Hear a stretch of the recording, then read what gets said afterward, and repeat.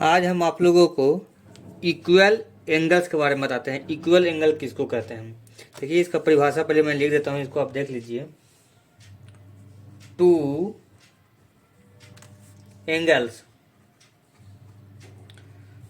Angles are called equal. कब कहलाएगा equal?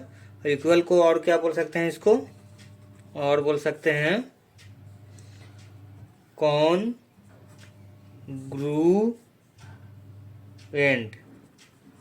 Equal को कॉन्ग्रुएंट नाम से भी जानते हैं। कब होगा दो एंगल इक्वल?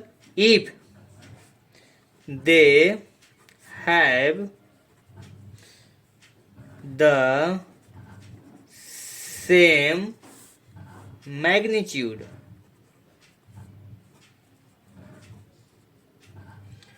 अगर दो एंगल का मैग्नीट्यूड सेम है, ठीक है, तो वो दोनों एंगल इक्वल कहलाएंगे, चाहे वो किसी भी डायरेक्शन में हो। ठीक है, जैसे मान लीजिए कि एक एंगल इधर है, मान लिया जाए कि ये 50 डिग्री का एंगल है। ठीक है, इसका नाम है PQR। और एक एंगल का मुंह इस तरह का है। ठीक है, और ये भी एंगल कितना है? 50 डिग्री है। ये भी एंगल है P, ठीक है, PRS। ठीक है, इस तरह का एक एंगल है। तो ये दोनों एंगल इक्वल एंगल कहलाएंगे। क्यों? क्योंकि दोनों का मैग्नीट्यूड एक है। ये है किसी भी डायरेक्शन में, ठीक है, लेकिन इसका मैग्नीट्यूड एक है, इसलिए इस एंगल को हम लोग बोलेंगे इक्वल एंगल। ठीक है, तो angle PRS equal to angle RQP equal to कितना है?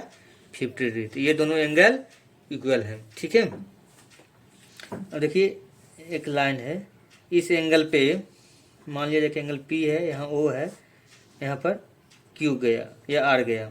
ठीक है, एक एंगल ये बना, और सेम एंगल एक यहाँ पर है, ये है एस एंगल। अब देखिए इस एंगल 50 डिग्री मान लिया जाए, तो ये भी एंगल कितना है? मान लीजिए 50 डिग्री है, तो ये दोनों एंगल इक्वल एंगल कहलाएंगे।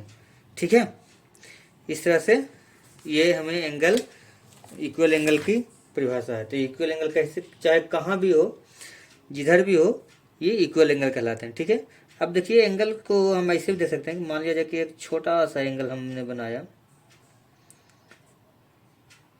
चलिए और थोड़ा सा बड़ा बनाता हूँ।